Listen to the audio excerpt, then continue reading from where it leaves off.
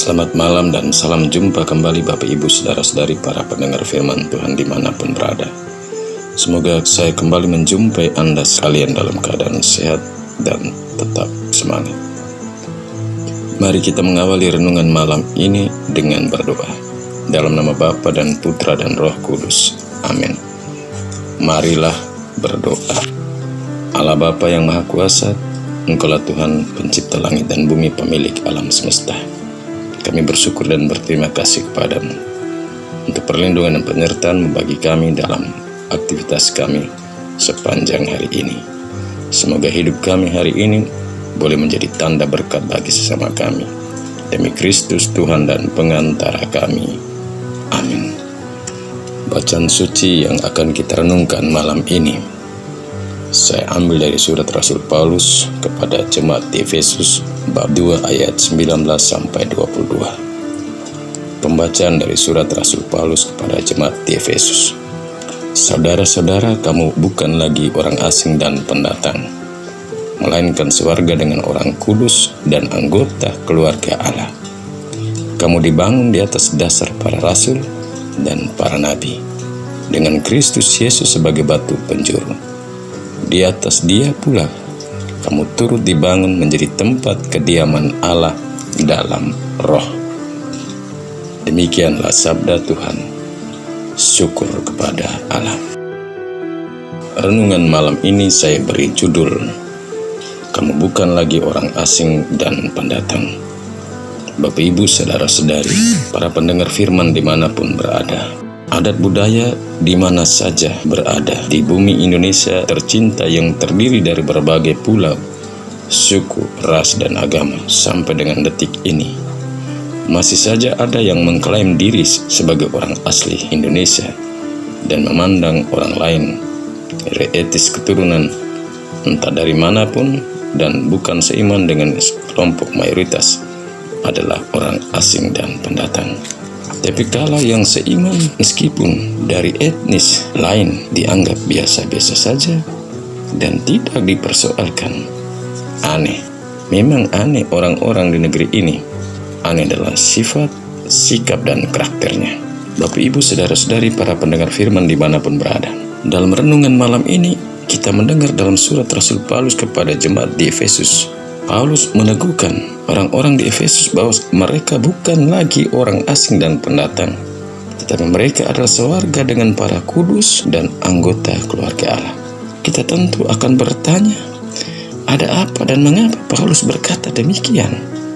Mungkin saja sebelum mereka mengenal Yesus dan menjadi orang Kristen, orang-orang Efesus hidup dalam tekanan-tekanan. Maka sesudah menerima ajaran Yesus yang diajarkan Paulus dan percaya kepada Yesus dan dibaptis, mereka menerima anugerah pembebasan dari dosa dan menjadi anggota keluarga Allah.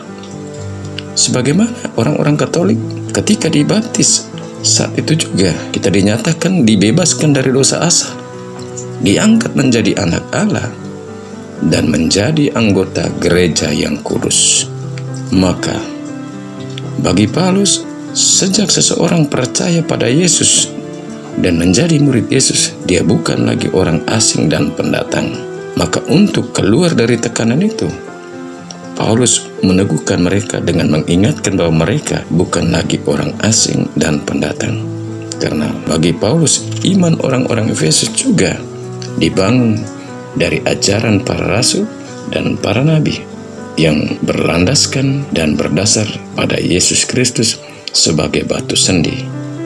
Jadi, dengan nasihat Rasul Paulus ini, kepada kita diingatkan bahwa dalam gereja Katolik, baik yang dibaptis tidur maupun menjadi Katolik lebih dahulu yang baptis berdiri, menjadi Katolik dan percaya pada Yesus pada usia dewasa, kita tidak boleh mengklaim diri bahwa saya adalah Katolik asli karena baptis tidur dan kamu adalah Katolik tempelan akibat baptis berdiri.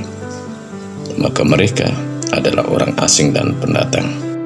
Saudara-saudara, dalam Yesus kita semua adalah orang asli dan tidak ada orang asing dan pendatang.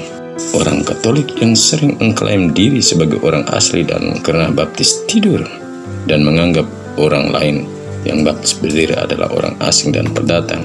Sesungguhnya mereka adalah orang-orang Kristen, hanya berlabel agama, tetapi tidak beriman. Karena orang Kristen yang beriman adalah orang yang hidup dalam kasih Yesus dan kasih akan sama saudaranya yang lain. Hidup dengan saling mengasihi, hidup saling menghargai, dan saling menghormati. Bukan tinggi hati dan memandang rendah orang lain. Amin. Marilah berdoa. Allah yang Maha Kuasa dan Kekal, kami bersyukur dan berterima kasih. Kasih-Mu sungguh besar bagi kami. Cinta-Mu hebat bagi kami. Kami akan pergi tidur dan beristirahat. Kami mohon semoga Engkau selalu menjaga dan melindungi kami dalam tidur dan istirahat malam kami. Dan bangunkanlah kami besok pagi dalam keadaan sehat dan kuat untuk boleh menjalankan setiap tugas dan pekerjaan yang Engkau percayakan kepada kami dengan baik. Demi Kristus Tuhan dan pengantara kami. Amin. Sebelum kita berangkat ke kamar-kamar kita dan beristirahat malam ini, mari kita mohon berkat Tuhan untuk tidur dan istirahat kita. Tuhan bersamamu dan bersama rohmu. Kita sekalian, semua orang yang kita doakan, yang kita janjikan doa, dan yang kita jumpai hari ini, tidur dan istirahat malam kita diberkati oleh Allah yang Maha Kuasa, Bapa dan Putra dan Roh Kudus. Amin. Selamat malam, selamat beristirahat. Tuhan memberkati.